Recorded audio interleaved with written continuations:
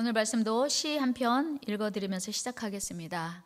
말리길 나서는 길, 처자를 내 맡기며 마음 놓고 갈 만한 사람, 그 사람을 그대는 가졌는가?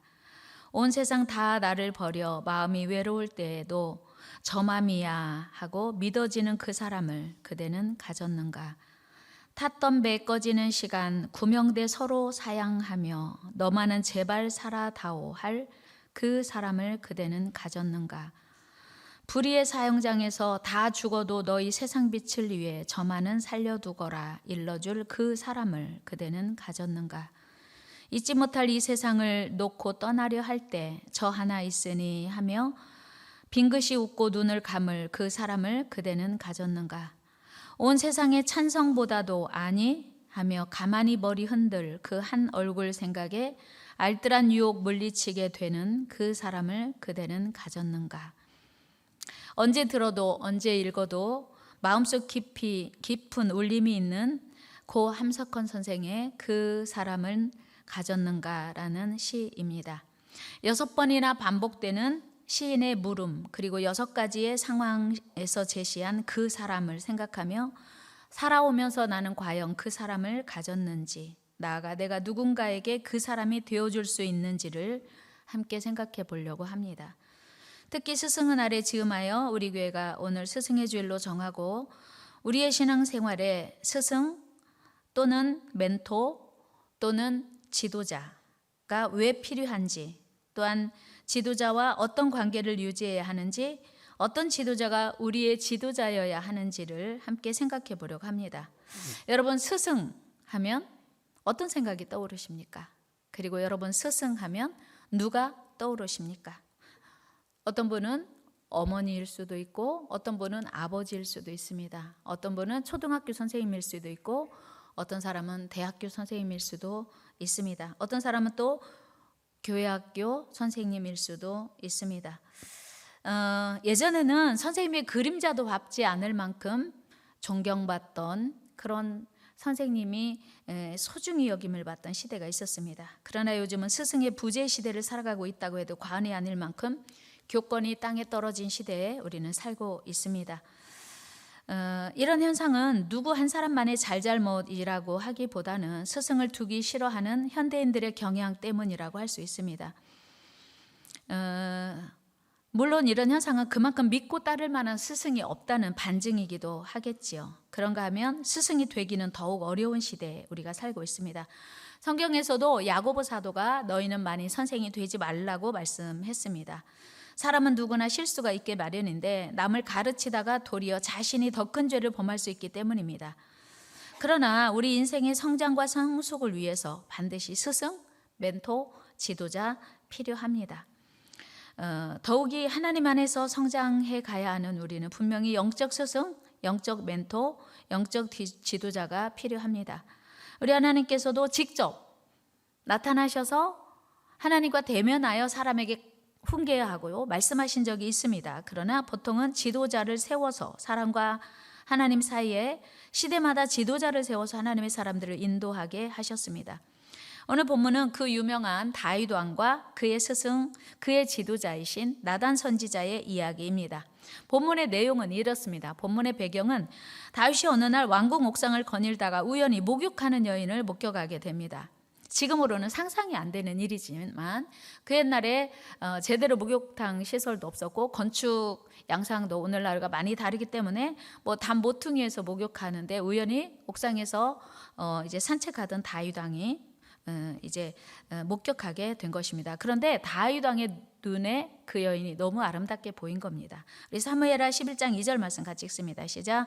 저녁 때 다윗이 그의 침상에서 일어나 왕궁 옥상에서 거닐다가 그곳에서 보니 한 여인이 목욕을 하는데 심히 아름다워 보이는지라. 아멘. 아름다워 보이는 것까지는 죄예요, 죄 아니에요? 아름다워 보이는 거 죄예요? 그 사실이에요. 목욕하는 여인을 우연히 봤는데 아름다워 보여. 그거 끝. 죄는요, 그런데 연속성이 있어요. 확산성이 있어요. 그러니까 아름다운 여인이 보였으면 그걸로 끝. 아, 아름답네. 그랬으면 죄 아닌 거예요. 그런데 다윗 왕이 아름다운 걸로 그치지 않고 와, 진짜 아름답다. 와, 그 다음에 무슨 생각했을까요? 도대체 누구 아내야? 저렇게 아름다운 여인은 남편이 누굴까? 사람을 보내서 알아보라고 했더니 자기의 충신인 우리아 장군의 아내인 거예요. 거기서 멈췄어도 우리아 장군의 아내야. 그것도 사실이에요. 거기서 멈춰야 돼요. 그런데 죄는 연속성이 있고요, 지속성이 있습니다. 그래서 야, 데려와. 그랬고 데려와서 어떻게 했어요? 데려와서 정말 예쁘네. 누굴 닮아서 이렇게 예쁠까? 또 했으면 끝이에요. 괜찮아요. 그런데 동침했어요. 욕정을 이기지 못하고 이제 그 마음속에 음욕을 이기지 못해서 동침을 한 거예요. 그런데 그 여인이 얼마 있다가 임신했다고 연락이 온 거예요. 큰일 났어요. 그래서 다윗 왕은 자기의 그 부끄러운 수치를, 순간의 죄를 무마시키려고, 은폐하려고 그 우리아 장군을, 전쟁터에 나가 있던 우리아 장군을 불렀습니다. 그리고 어떻게 하면 자신의 부정이 좀 은폐되고 무마될까 해서 우리아 장군을 집으로 보냈어요. 그런데 우리아 장군이 너무나 충성스러워서 집에 가지 않았어요. 집에서 자지 않았어요. 계획이 수포로 돌아갔습니다. 결국 이제 다윗 왕은 자신의 죄를 은폐하기 위해서 더 죄가 확산되고 지속됩니다. 우리아 장군을 전쟁터 맨 앞에 내보내서 죽이기로 했어요. 그래 죽였어요. 우리 14절 15절 같이 한번 읽어요. 시작. 아침이 되매 다윗이 편지를 써서 우리아의 손에 들려 요압에게 보내니 그 편지에 써서 이르기를 너희가 우리아를 맹렬한 싸움에 앞세워 두고 너희는 뒤로 물러가서 그로 맞아 죽게 하라 하였더라. 와, 사람이요 어떻게 이렇게 악할 수가 있을까요? 이 일로 모압 장군 외에는 알 사람이 없을 만큼 비밀리에 진행이 되었음은 말할 것도 없습니다. 그런데 온 세상의 주인이시며 만왕의 왕이신 하나님이 아신 거예요. 보신 거예요. 아무도 모르리라고 생각했는데 다윗은 착각이었던 거죠. 그래서 다윗이 나단 선지자를 보내서 이 모든 사건의 전말을 다 말씀하신 거예요. 그리고 다윗에게 가서 이 엄청난 죄를 지적하고 회개하라고 말씀하셨습니다. 우리 사무엘하 12장 7절 말씀 읽어요. 시작. 나단이 다윗에게 이르되 당신이 그 사람이라. 이 나단 선지자가 다윗에게 갔어요. 그래서 처음부터 죄를 지적하지 않고 이런 얘기해요. 어떤 사람이 자기 집에 손님이 왔는데 부자예요. 그런데 자기 집에 양떼가 많은데 한 마리밖에 없는 그 집에, 가난한 집에 양을 가져다가 잡아서 손님을 대접했대요. 그랬더니 다윗이 화를 벌컥 내면서 어떤 사람이라고 안 했겠죠? 누구냐? 도대체 그런 악한 사람이 우리나라에 있다니 말도 안 된다. 어떻게 자기 집에 있는 그 많은 양떼를 두고 한 마리밖에 없는 가난한 집에 양떼를 데려다 손님 대접할 수 있냐? 당장 그 사람을 잡아다 능지처참하라, 그런 식으로 화를 냈는데 나단이 그렇게 말한 거예요. 당신이 그 사람이라고. 한번 해볼까요? 당신이 그 사람입니다. 말하기도 쉽지 않았을 테고 그 말에 반응하기도 쉽지 않았을 거예요. 그 당시 이스라엘 왕 다윗은 우리아 장군뿐 아니라 나단 선지자 한 사람쯤 죽이는 거, 처치하는 거, 파리 한 마리만큼 쉽게 처치할 수 있는 상황이었어요. 그러나 오히려 다윗은 자신의 죄를 지적하고 회개를 촉구하는 나단 선지자 앞에 무릎을 꿇은 거예요. 항복한 거예요. 정직하고 겸손하게 회개했습니다. 우리 13절 말씀 같이 한번 읽어봅시다. 시작.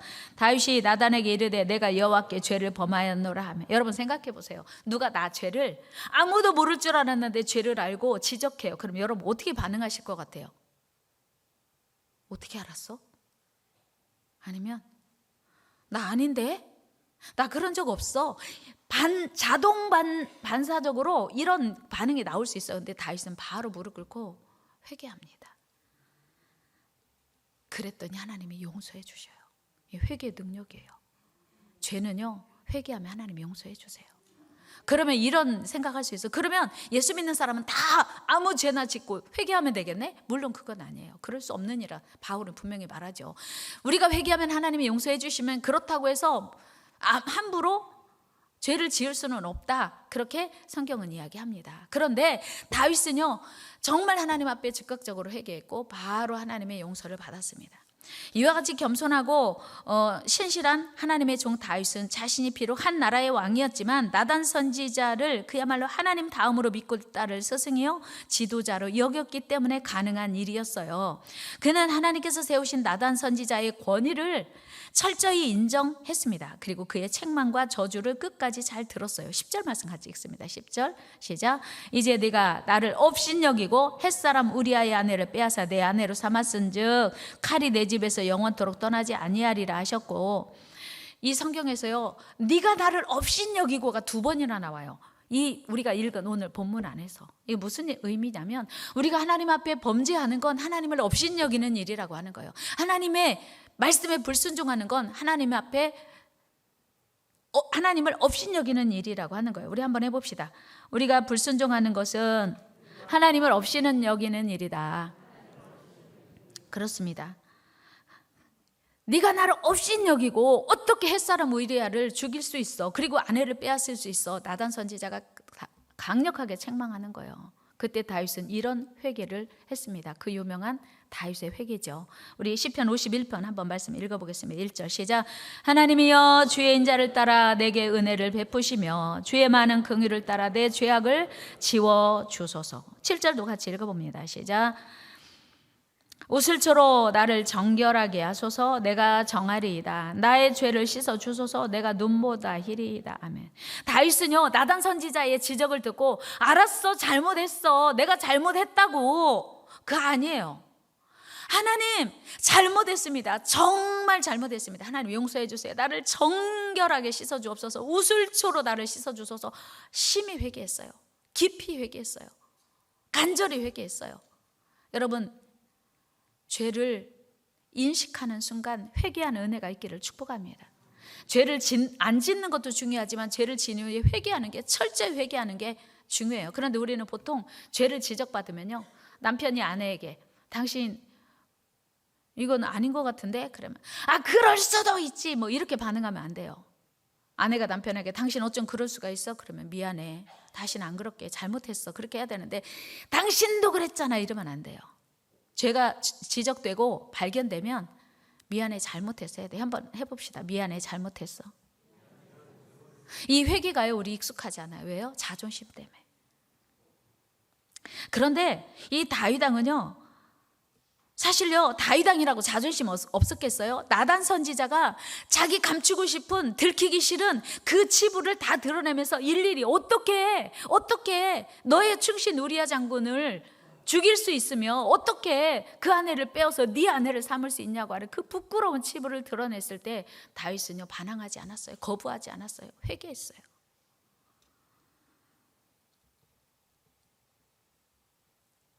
숨기고 싶은 그 죄를 지적받았을 때 다윗은 반항하지 않았습니다. 거절하지 않았어요. 이것이 다윗의 위대한 모습이고요. 다윗이 일평생 하나님 앞에 은혜와 축복을 누리며 살 수 있게 된 비결이에요. 누가 나의 죄를 지적하면 회개합시다. 회개합시다. 반항하지 말고, 거부하지 말고, 거절하지 말고, 그 정도는 괜찮다고 하지 말고.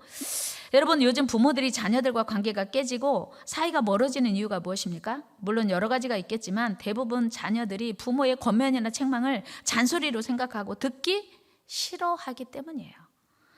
부모들이 자녀들에게 보통 하는 말이 뭐예요? 여러분, 자녀들에게 뭐라고 말해요?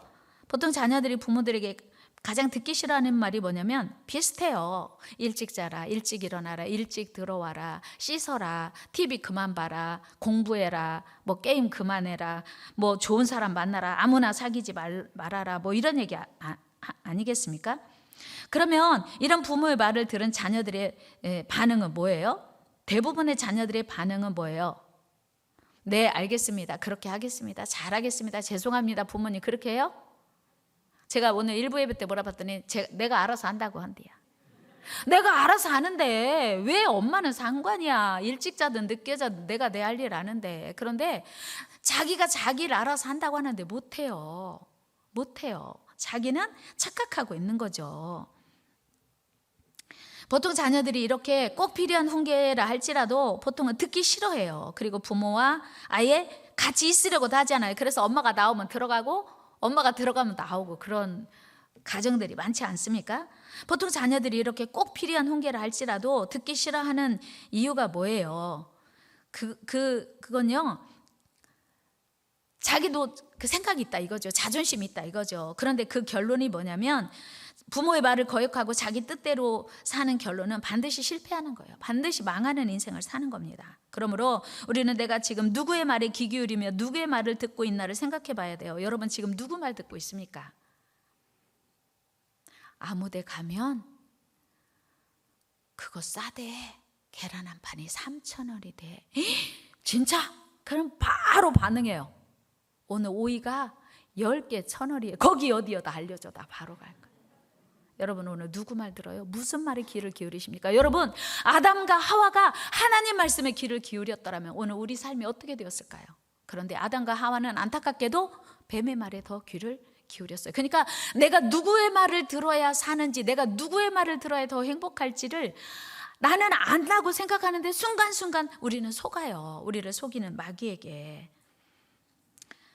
제3대 왕 아사가 지난주에 제가 그렇게 여러분들에게 말씀드렸잖아요. 하나님이여 도우소서, 주밖에 도울 이가 없습니다 했을 때 세라가 100만 군대 이끌고 병거 300대 거느리고 왔지만 기도했더니 하나님이 도우시니까 자기들끼리 알아서 그냥 다 죽고 도망치다가 넘어져 죽었어요. 그래서 엄청난 전리품을 얻고 승리했다고, 그리고 그 나라가 평안했다고 하지 않았습니까? 그렇게 초반에는 아사가 하나님 말씀에 순종했고 하나님 말씀을 기쁘게 들었어요. 그런데 세월이 흐르고 노년에 접어들면서 아사는 점점 하나님의 말씀을 멀리하고 듣기 싫어했어요. 순종하지 않았어요. 이때 하나님의 선지자 하나니가 아사 왕에게 찾아와 그의 불신앙을 책망합니다. 역대하 16장 7절로 가봅니다. 그때 선견자 하나니가 유다 왕 아사에게 나와서 그에게 이르되 왕이 아람 왕을 의지하고 왕의 하나님 여호와를 의지하지 아니하였으므로 아람 왕의 군대가 왕의 손에서 벗어났나이다. 여러분 사람은요 오늘 믿음 좋다고 내일 믿음 좋은 거 아니에요. 여러분 작년보다 올해 믿음 더 좋아졌습니까? 지난달보다 이달에 믿음이 더 좋아지셨습니까? 그렇게 되기를 축복합니다. 어제보다 오늘 믿음 더 좋아지셨습니까? 그렇게 되기를 축복합니다. 그런데 살다 보면 작년보다 올해 몸이 내 몸 같지 않은 거 느끼죠? 그런데 몸은 어쩔 수 없어요. 세월이 가면 몸은 연약해지게 돼서 작년 같지 않아 이런 말 많이 해요. 당연한 거고 자연스러운 이치예요. 그러나 믿음은 작년 같지 않으면 큰일 나는 거예요. 내 믿음은 작년보다 올해 더 성령 충만하고 하나님 말씀대로 순종하는 은혜가 있기를 축복합니다. 지난달보다 이달 내 마음이, 내 믿음이 더 기쁨과 감사가 넘치고 성령 충만해야 돼요. 그게 우리가 살 길인 줄로 믿습니다.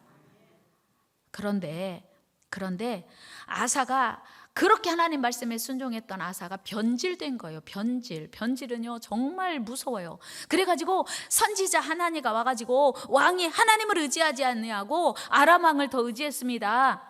그랬더니 그 선지자를 옥에 가둬버려요. 어떻게 했다고요? 감옥에 가뒀다니까요. 10절 말씀 같이 읽어요. 시작. 아사가 노하여 선견자를 옥에 가두었으니 이는 그의 말에 크게 노하였음이며 그때 아사가 또 백성 중에 몇 사람을 학대하였더라. 이제 하나님을 두려워하지 않는 거예요. 하나님을 업신여기기 시작한 거예요. 그 하나님이 보내신 선지자를 옥에 가두고 백성들을 학대하기 시작한 거예요. 그 결과 어떻게 되었습니까? 아사는 그 이후로 발에 병이 들어 위독하게 되었습니다. 그리고 그 발에 병이 들어 위독한데 그럼에도 불구하고 하나님을 찾지 아니하고 의원들에게만 구하여 죽었어요. 12절 말씀 같이 읽어요. 시작. 아사가 왕이 된 지 39년에 그의 발이 병들어 매우 위독했으나 병이 있을 때 그가 여호와께 구하지 아니하고 의원들에게 구하였더라. 여러분 병 들으면 어떻게 해야 돼요? 병 들으면 병원 가야 돼요? 안 가야 돼요? 왜 대답을 안 하세요? 병 들으면 병원 가야 돼요? 안 가야 돼요?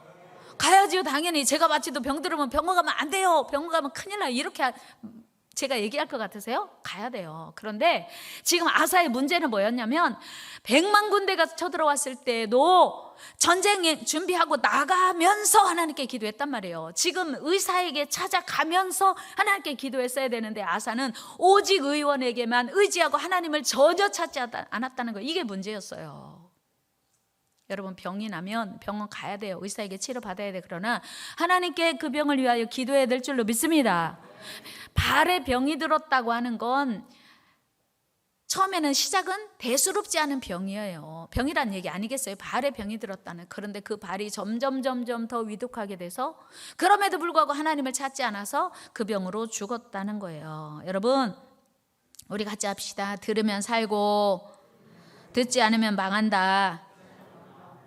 길을 찾아갈 땐 누구 말 들어야 돼요? 내비 양의 말을 잘 들어야 돼. 길 찾아갈 때는 아닌 것 같다고 육감으로 경험으로 하다가요 낭패를 봅니다.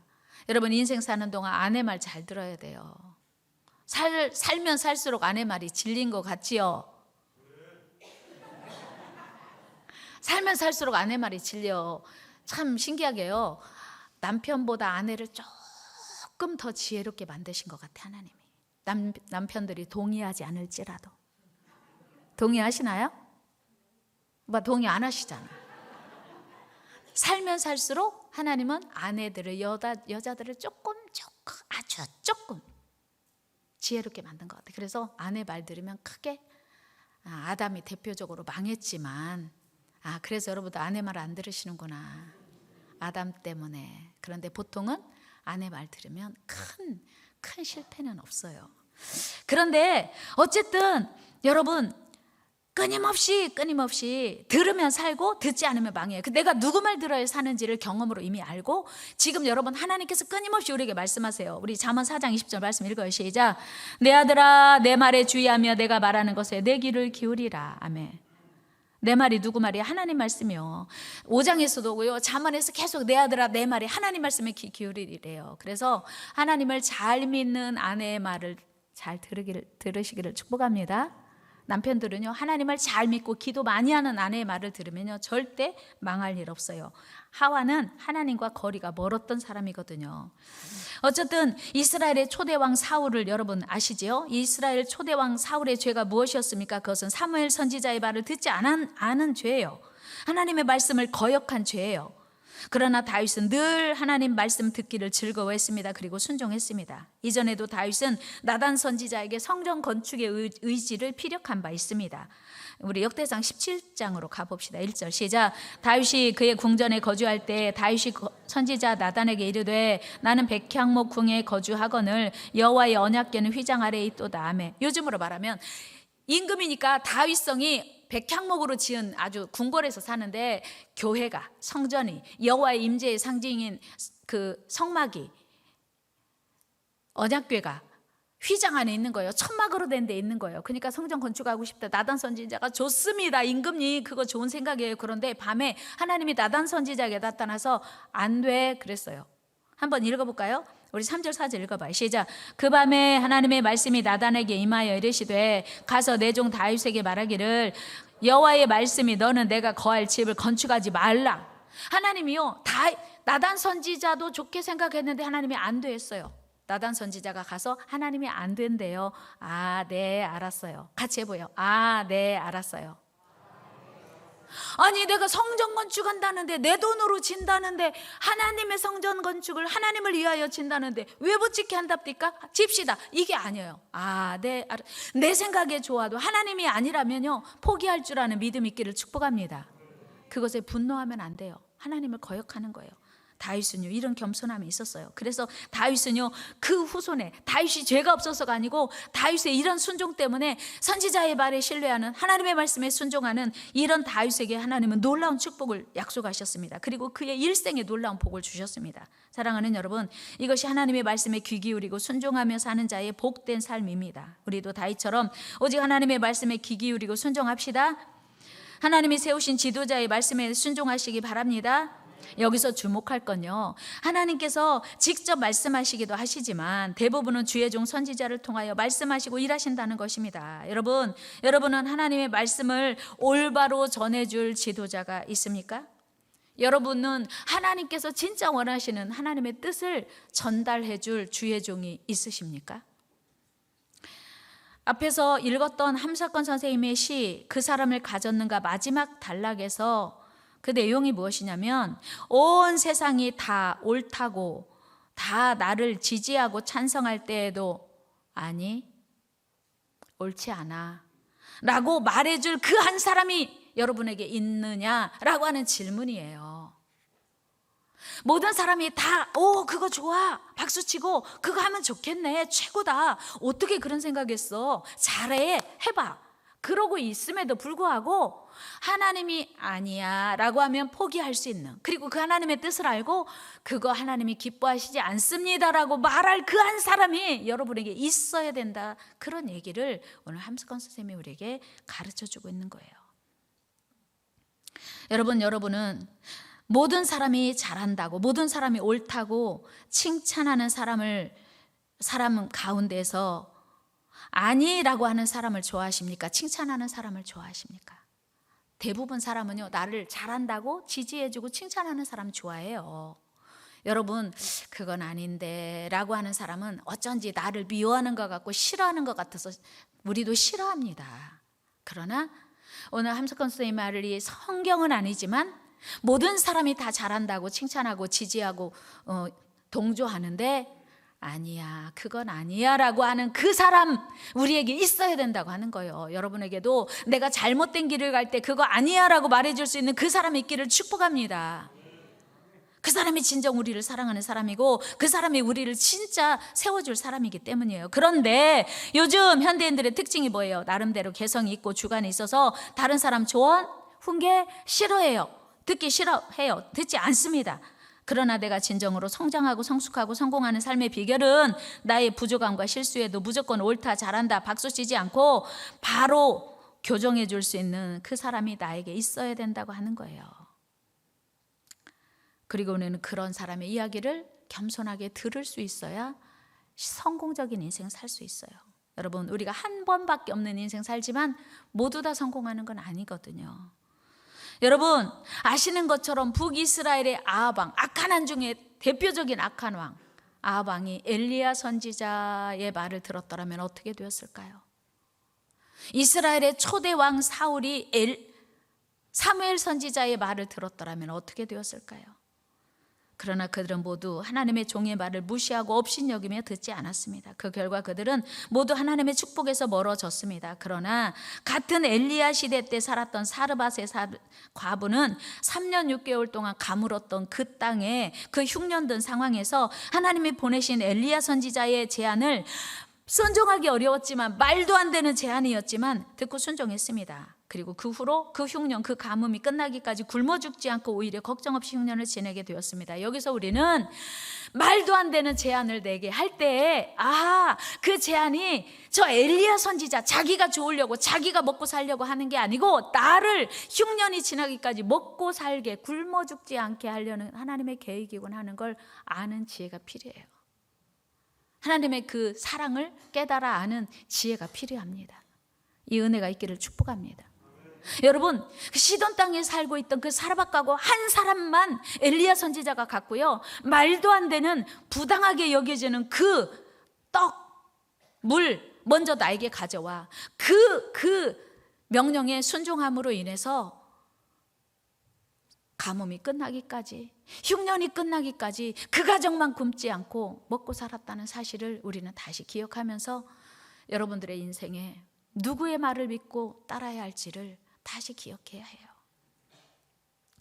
사랑하는 여러분, 오늘 우리가 귀 기울이고 들어야 할 하나님의 음성은 무엇입니까? 오늘 우리가 듣고 따를 하나님의 종의 음성은 무엇입니까? 때로는 우리는 하나님의 종의 부족함을 이유로 불순종합니다. 그러나 여러분, 엘리 선지자가 영적으로 매우 어두웠다고 했어요. 그런데 엘리 선지자는 부족하고 영적으로 어두웠음에도 불구하고 엘리 선지자에게 응답받은 한나, 사무엘의 어머니 한나는 그 엘리 선지자의 응답이 그대로 이루어졌다는 사실을 우리는 기억하면서 종의 부족함과 실수를 탓하지 말고 여러분들의 종으로 세우신 주의 종을 인정하고 신뢰하고 따르고 믿는 은혜가 있기를 축복합니다. 여러분, 다 무시하고 내가 하고 싶은 대로 하는 오늘날 사회 현상 속에서도 기쁨으로 지도자를 따라가며 여러분들에게 복이 될 줄로 믿습니다. 물론 우리의 완전하신 지도자, 우리의 완전하신 스승은 하나님이세요. 하나님 한 분뿐입니다. 그러나 하나님이 세우신 지도자들을 믿고 순종하고 따르는 것 필요합니다. 사랑하는 여러분, 오늘 본문의 다윗은 나단 선지자에게 순종했습니다. 하나님께 순종한 게 아니에요. 물론 하나님이 전해주신 말씀 듣고 순종했지요. 그런데 우리 하나님께서는 다윗에게 놀라운 복을 허락해 주셨어요. 죄가 없어서가 아니고 일생을 늙도록 부하고 존귀를 누리다가 죽었다고 성경은 이야기합니다. 이 복이 저와 여러분들에게 임하기를 축복합니다. 진정한 스승이 없는 시대, 참 스승을 두지 않으려는 이 시대에 많은 교훈을 주는 말씀입니다. 우리 모두 우리 삶을 바르게 인도고 가르쳐줄 참 스승을 위하여 기도합시다. 그리고 그 지도자를 믿고 따르며 신앙생활하는 것이 진정한 복임을 여러분들이 기억하시길 바랍니다. 우리 역대하 20장 20절 말씀 같이 읽겠습니다. 시작. 너희는 너희 하나님 여호와를 신뢰하라. 그리하면 견고히 서리라. 그의 선지자들을 신뢰하라. 그리하면 형통하리라. 아멘. 다시 말씀 띄워주세요. 여러분, 하나님을 신뢰해야 돼요. 그러면 어떻게 돼요? 견고히 선대요. 그런데 하나님이 세우신 선지자들을 신뢰해요. 그러면 어떻게 된대요? 형통한대요. 여러분, 하나님을 신뢰하면 형통할 것 같은데 하나님을 신뢰하면 견고히 서고요. 하나님의 선지자들을, 하나님이 세우신 선지자들을 신뢰하면 형통하게 된다는 하나님의 약속이에요. 우리 방주 공동체에서 신앙생활하는 여러분들은 제가 여러분들의 지도자 임을 여러분들이 인정하셔야 돼요. 제가 대신방하면서 이런 단서를 붙였어요. 개인적으로 신방하실 분은 신청하시면 개인적으로 신방하겠습니다. 그리고 개인적으로 신방하실 여건이 안 되시면 함께해도 좋습니다. 이렇게 제가 전도사님에게 말씀드렸어요. 요즘은요, 신방 자체를 거부합니다. 이유는 여러 가지죠. 그리고 개인적으로 신방 받는 거 더 싫어해요. 지금 우리가 살고 있는 시대, 사실은 우리 갈라디아 6장 6절 보면 우리 김혜정 집사님도 기도하셨지만 이렇게 말씀하고 있어요. 같이 읽어요.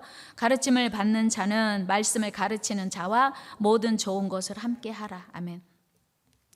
예전에 우리가 신앙생활 할 때는요, 한국에 예수 믿는 사람 처음 초기 그리스도인은요, 좋은 거 있으면 주의 종 섬길 줄 알았어요. 그리고 주의 종을 위하여 기도하는 거 당연히 알았어요. 요즘 현대인들이요, 우리 지금 이 시대에 예수 믿는 사람 훨씬 많아졌어요. 그런데 신앙의 질이 달라졌어요. 지금은 좋은 거 있으면 누구 생각나요? 누구? 자식. 그리고 또 좋은 거 있으면 누구? 내가 먹어야지. 지금은 주의 종 생각 안 나는 시대에 우리 살고 있어요. 우리 신앙이 그만큼 연약해지고 희미해지고 그 야성이 없어진 이유가 이것이 아닌가 싶어요. 우리 한국에 예수 믿는 사람이 얼마나 많아요? 초기 그리스도인들보다 신앙이 훨씬 약해져서, 저는 제가 대접받으려고 하는 게 아니고, 저는 지금 제가 목회 23년째 하면서 이런 얘기 처음 해요. 여러분, 주의 종을 위해서 매일 기도하시기를 축복합니다. 여러분들의 영혼을 위해서, 여러분들이 바른 길로 가기 위해서 매일 기도하는 주의 종들이 누구인지 기억하면서 저와 우리 교역자들과 목자와 회장님들과 우리 교사들을 여러분 위하여 기도하고 감사하시기를 축복합니다. 사랑해야 돼요. 그리고 섬겨야 합니다. 이것이 우리 모두를 축복하시기 위한 하나님의 뜻입니다. 여러분, 스승의 날이어서 이런 얘기 계기를 해서 제가 말씀드리긴 한데, 여러분 1년에 멸치 한 마리도 저를 줄 생각이 안 나는 분들은 어떤 마음일까요? 1년이 지나도 좋은 것이 있으면요, 목사님이 생각나요. 맞아요. 그래요, 안 그래요? 1년에 멸치 한 마리도, 야구르트 한 병도 목사님과 나누고 싶은 마음이 없다면, 전도사님들과 나누고 싶은 마음이 없다면, 우리 목자와 우리 회장, 우리를 위해서 수고하시는 아동부, 중고등부 교사와 나눌 마음이 없다면 우리의 믿음의 현주소가 어디인지 생각해 보실 일이에요. 누가 여러분들의 참 지도자고 누가 여러분들의 영혼을 위하여 기도하는지, 우리 이 스승의 주간을 지나가면서 여러분들의 신앙이 더 하나님이 원하시는 대로 세워져 가기를 주의 이름으로 축복합니다. 하나님 감사합니다. 참 스승이 없는 시대, 참 안타까운 시대에 우리 살고 있습니다. 또한 많은 젊은이들이 스스로 스승을 두려워하지 않는 시대에 살고 있습니다. 내가 알아서 신앙생활하고, 내가 알아서 하나님 믿고, 내가 알아서 구원받고, 내가 알아서 하나님께 순종하고, 내가 알아서 복받는다고 생각하는 성도들의 모습이 초기 그리스도인의 모습에 비교하면 참 많이 달라졌다, 그런 생각합니다. 하나님, 우리에게 원하시는 신앙생활이 무엇인지 알게 하시고, 하나님, 세월이 많이 흘러도 하나님의 말씀을 여전히 변함없습니다. 하나님, 작년보다 올해가 우리의 믿음이 더 새로워지게 하시고, 지난달보다 이달이 더 우리의 믿음이 성장하게 하시고, 하나님, 어제보다 오늘 우리의 믿음이 더 강렬해지고 뜨거워지고 성숙해질 수 있도록 인도하여 주옵소서. 부족한 종을 방주교회 지도자로 세워주셨음을 하나님 감사합니다. 하나님, 더 성령 충만하여 성도들을 진리로 생명으로 이끌어갈 수 있는 은혜와 능력 주시고, 우리 온 성도들은 부족한 종을 위하여 눈물로 기도하게 도와주옵시고, 사랑하게 도와주옵시고, 또 부족한 종은 사랑하는 성도들의 영혼을 위하여 날마다 눈물로 기도할 수 있도록 은혜 베풀어 주옵소서. 그래서 우리 모두가 한 마음으로 한 뜻으로 하나님 나라 이뤄가고 세워갈 수 있도록 인도하여 주옵소서. 감사드리고 예수님의 이름으로 축복하며 기도하옵나이다. 아멘.